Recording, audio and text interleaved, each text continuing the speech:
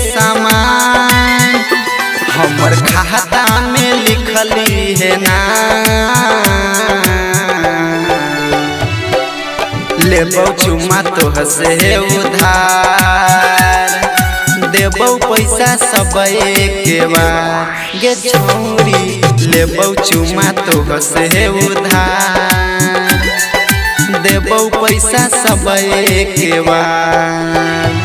रोजे अहबौ हम तोहरा दुकान ठीक दाम से दिहे सामान हमर खाता में लिखली है ना। लेबौ चुमा तोह से उधार देबौ पैसा सब के बार गे छौरी। लेबौ चुमा तोह से उधार देबौ पैसा सब के बार। देबौ पैसा सब के बार। लेबौ चुमा तोह से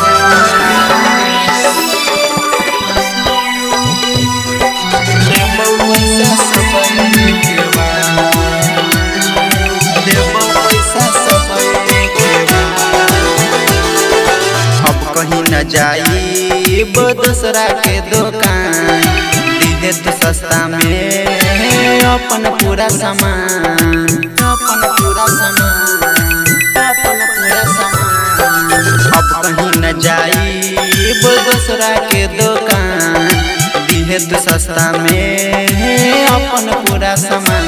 पहले खोल के तू हमारा दिखा मालूम चल जातो तनका चिखा। हर महीना में जोड़ी है हिसाब।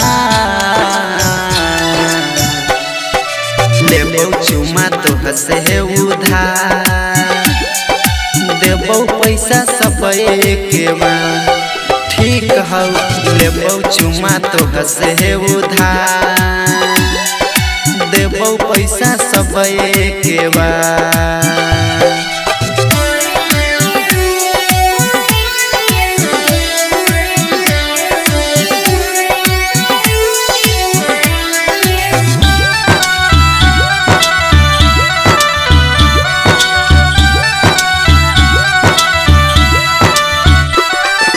मुकेश सुनील लेबे तोहर मान पैसा के करिए ना तू हमरा से सहवाल।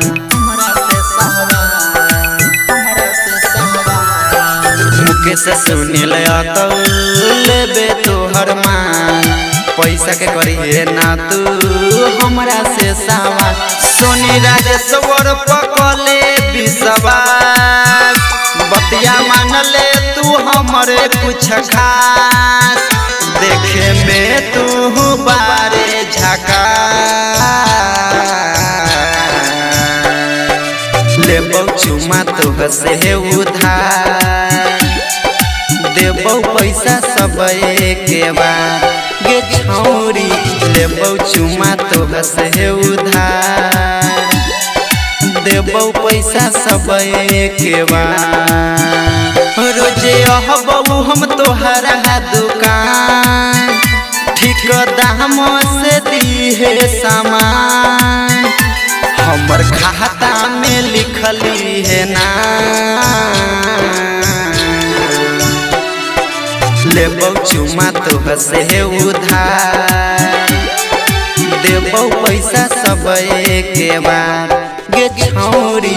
लेबौ चुमा तोह से उधार देबौ पैसा सब के बार।